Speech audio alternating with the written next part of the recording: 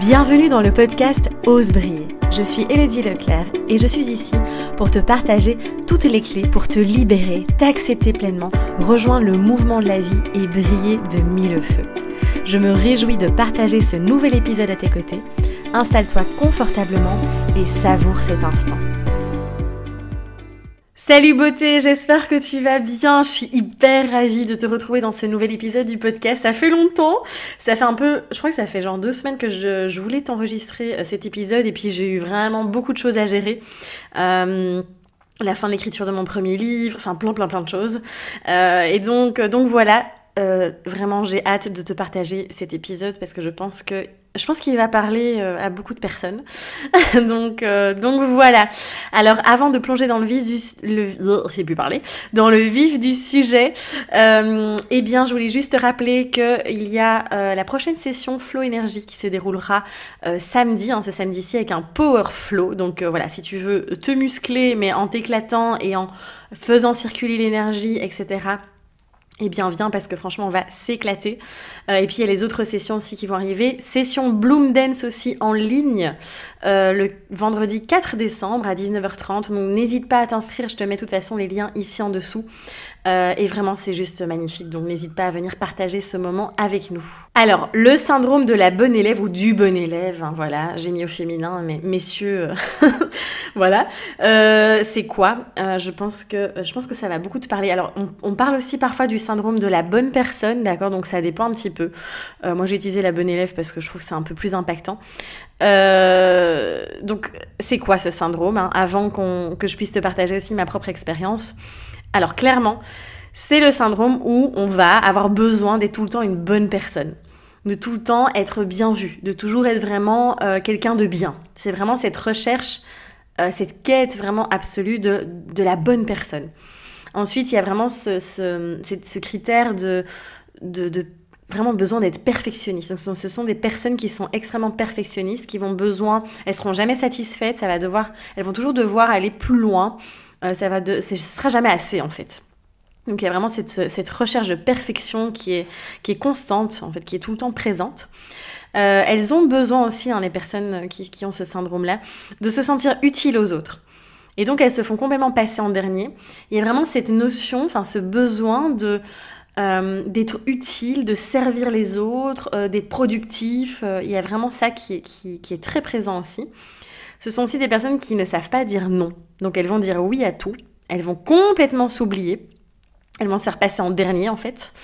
Et donc ça peut poser problème évidemment, tu penses bien sur le long terme. Importance aussi de la réussite. Donc c'est peut-être ton cas, voilà. Moi je sais que j'étais en plein dedans avant. Vraiment toujours ce besoin de réussir. De devoir avoir des bonnes notes partout, quoi. C'est pour ça qu'on appelle ça le syndrome de la bonne élève. Il y a aussi ce besoin d'approbation des autres, donc toujours besoin d'être validé, de demander l'avis aux autres avant de commencer un projet, avant d'entamer quoi que ce soit, avant de faire un choix. Eh bien il y a vraiment c'est ce besoin en fait de venir d'être validé en fait par les autres, et donc on va aller demander comme ça son avis un peu à tout le monde.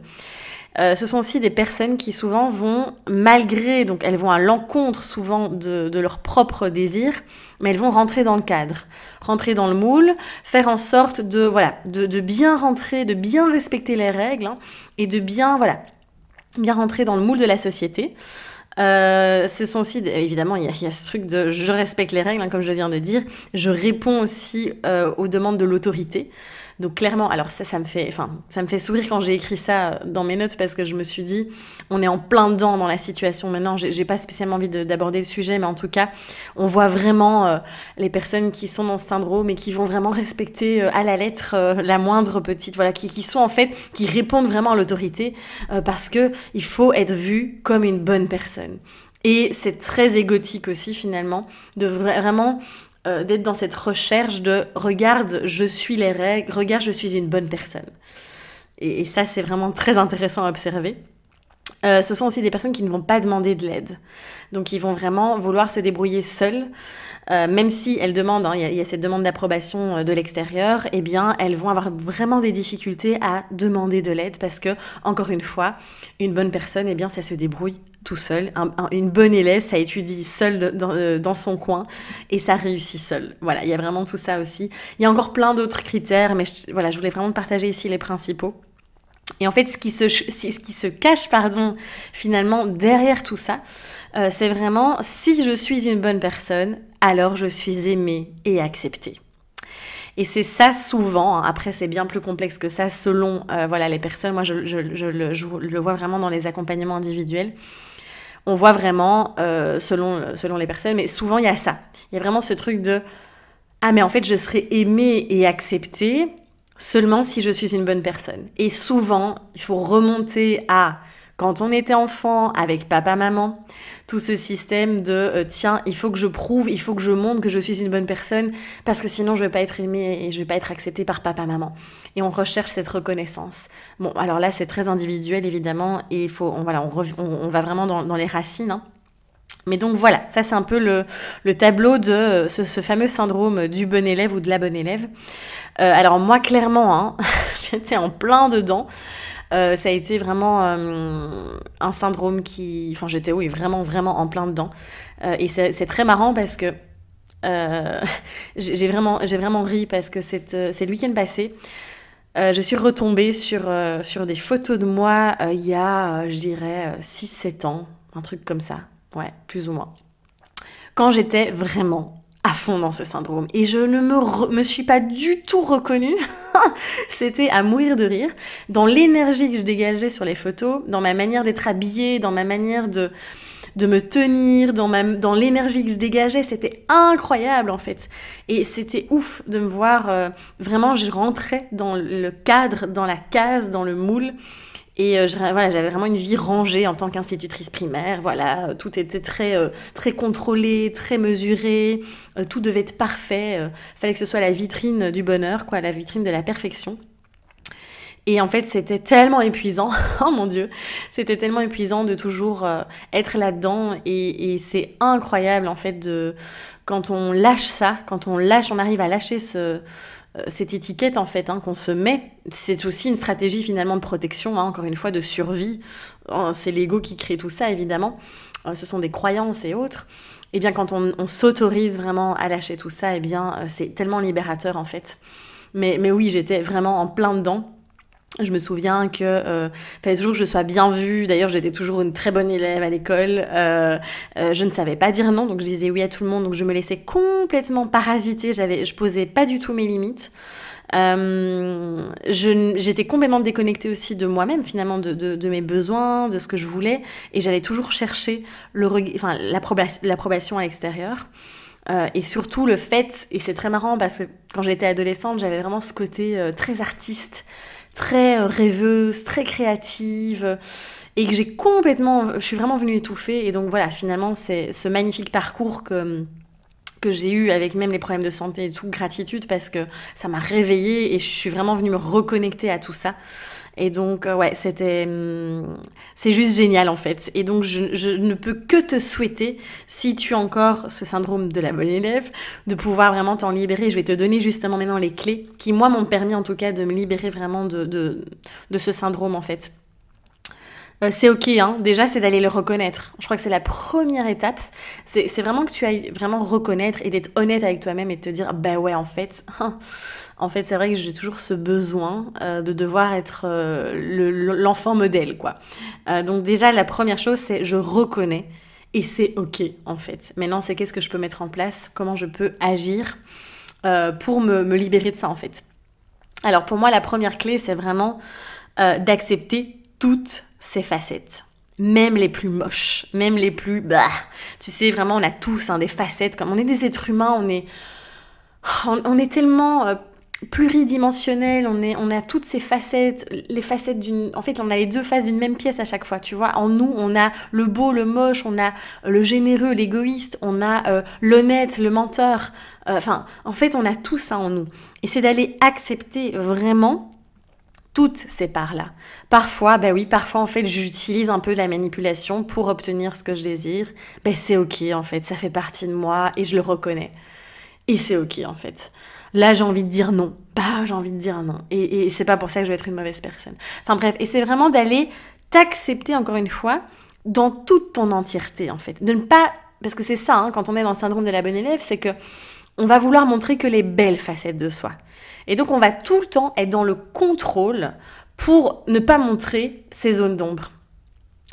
Et donc, on est dans une lutte, dans un contrôle, dans une maîtrise permanente de qui l'on est. Et donc, on ne s'autorise pas forcément à être pleinement soi-même. Donc, vraiment, je t'invite à venir t'accepter pleinement. Ensuite, c'est lâcher cette recherche de perfection.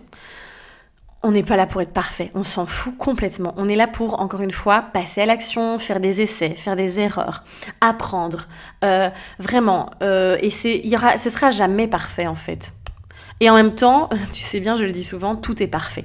Donc, lâche vraiment ce besoin de perfection. C'est une bonne facette aussi d'être exigeant et de pouvoir aller au bout des choses et de vouloir faire les choses correctement.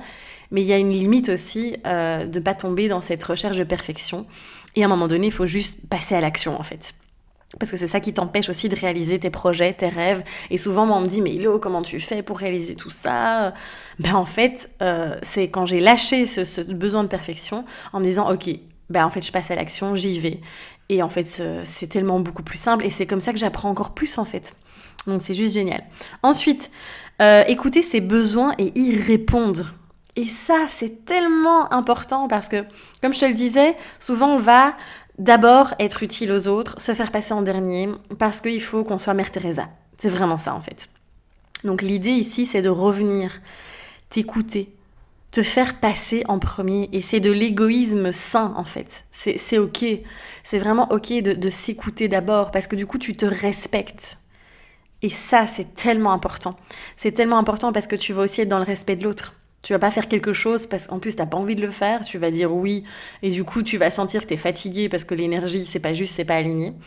Donc vraiment, écoute tes besoins, réponds et réponds-y en fait. C'est à chaque instant, j'écoute mes envies et mes besoins. Ça c'est vraiment super important. Oser dire non aussi, forcément, poser ses limites, comme je le disais, pas contre l'autre mais pour soi. Ça c'est vraiment la base. Ensuite, il y a vraiment ce shift à faire, qui c'est pas évident, mais je vois encore beaucoup de personnes qui résistent à ça. Je suis pas là pour réussir la vie, je suis là pour vivre la vie. Et ça, c'est vraiment fondamental. Quand on a intégré ça dans sa structure, eh bien vraiment, on arrive à vivre la vie, à s'autoriser à vivre, et on n'est pas là, en fait, encore une fois, on n'a pas, et ça tu sais, je le répète souvent dans les épisodes du podcast ou dans les posts que j'écris tous les jours sur les réseaux, on n'a pas une médaille à la fin de notre vie, quoi. En fait, on s'en fout complètement. On n'a pas un bulletin en fin de vie. Ah voilà, tu as 85% en relation, Enfin, on s'en fout complètement. On est là pour expérimenter, pour vivre des expériences. Et on grandit, et on évolue, et on kiffe. Et des fois, on chute, des fois, on se prend des gamelles, et c'est ok. Ensuite, c'est de se faire confiance. Fais-toi confiance, écoute-toi, écoute ton cœur, écoute ton corps, écoute tes tripes et vraiment fais-toi confiance. Il y a rien à prouver à personne en fait. T'as rien à prouver, il y a aucune approbation de personne à avoir, même si t'es accroché encore à papa, maman, parce que voilà, c'est ce lien-là aussi qui est fortement accroché. Fais-toi confiance, écoute-toi. Vraiment, j'ai vraiment ce truc de, je sais pas pourquoi je vois cette image de floraison à l'intérieur de toi. Laisse fleurir en fait. Laisse ta créativité fleurir en fait. Et écoute-la et fais-toi confiance. Évidemment, une autre clé aussi, c'est de s'assumer pleinement. C'est vraiment, je me prends telle que je suis, comme je le disais tout à l'heure, et j'assume qui je suis en fait. Et j'ai plus peur du regard des autres et de ce que les autres pourraient penser. Et en fait, juste, si je suis connectée à qui je suis vraiment, à mes besoins, etc., et que je respecte ça, je suis alignée, je suis sur le chemin. Et du coup, c'est fluide. C'est ça le flow, en fait. Voilà, tout simplement. Et puis, ce qui va être super important aussi, c'est de reprendre sa responsabilité. De reprendre vraiment son pouvoir créateur aussi. Sa liberté aussi, sa liberté d'expression, sa liberté d'être soi, tout simplement. Et de vraiment ne plus donner le pouvoir à l'extérieur, de pouvoir agir sur nous, de pouvoir nous contrôler, etc. Et ça, c'est vraiment... Et du coup, ça passe par je reconnais, je reprends ma responsabilité, et là, qu'est-ce que je peux mettre en place ? Je fais mes choix, je m'écoute, je décide, je respecte mes besoins, etc., etc. Et puis, la dernière clé que j'ai notée ici, c'est reconnaître ses erreurs. Vraiment de sortir de l'ego, de venir un petit peu revenir dans ok, je reviens dans cette humilité. J'aime beaucoup ce mot et l'énergie de l'humilité. Vraiment le fait de revenir, de sortir de cet ego et de se dire en fait, j'ai fait, ça n'a pas fonctionné, ce projet est tombé à l'eau. Tu sais, moi, depuis que j'ai créé mon entreprise et tout, il y a des projets qui n'ont pas fonctionné, et c'est ok, en fait, parce que j'ai appris tellement derrière que merci, en fait, merci la vie. Et n'hésite pas à demander de l'aide aussi. On est là pour co-créer, pour s'entraider, on n'est pas là pour réussir tout seul dans son coin. Et souvent, moi, je vois des personnes qui viennent me contacter puis qui se disent « Ah, j'ai tellement envie d'être accompagnée, mais non, je pense que je vais y arriver toute seule. » Ben non, en fait, on a tous besoin de quelqu'un qui nous prend par la main aussi. Parce qu'en fait, c'est ensemble aussi qu'on peut co-créer. Donc voilà, je pense que reconnectons-nous aussi les uns aux autres, c'est super important. Donc voilà, j'espère que cet épisode va vraiment t'apporter pas mal de clés, que ça te parle, que ça va t'apporter des outils, mettre des choses en lumière. N'hésite pas à partager aussi ton expérience ou quoi que ce soit dans les commentaires. Et puis évidemment, si tu veux aller plus loin, si tu veux vraiment avoir des outils, des exercices, il y a le programme Au cœur de soi où clairement là, justement, on vient un peu, j'aime bien dire ça, on vient débroussailler tous les conditionnements, les croyances, les étiquettes qu'on s'est mises aussi, dont cette étiquette de la bonne élève, et on revient au cœur de soi, comme le nom l'indique si bien. On revient se découvrir, on vient apprendre à se connaître, à s'accepter pleinement. C'est vraiment un programme qui a été conçu exclusivement pour ça. Donc voilà, n'hésite pas, le lien est juste ici en dessous si tu désires plus d'infos et aussi nous rejoindre si le cœur t'en dit évidemment. Merci en tout cas pour ton écoute. Encore une fois, c'est un plaisir vraiment de partager cet épisode avec toi. Ça me tenait tellement à cœur. Et n'hésite pas à le partager autour de toi, évidemment, à en parler, parce que je pense que ça va parler à pas mal de personnes.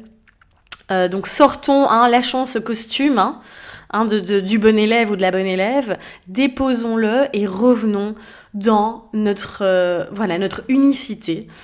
Et même si des fois tu as l'impression d'être bizarre, autorise-toi à être qui tu es, en fait, dans toute ton unicité, et ose sortir un peu de ce cadre. Donc voilà, et c'est vrai que Flow, par exemple, moi ça m'a beaucoup aidé, le fait de remettre du mouvement. Alors là, ça a été vraiment ça qui m'a permis de me reconnecter vraiment à moi et de remettre cette fluidité et de me dire, ah non, en fait, de lâcher un peu ce côté rigide, en fait, tout simplement. Voilà, mais écoute, je te dis à très très vite de toute façon pour un prochain épisode. Prends soin de toi et ose rayonner. À bientôt.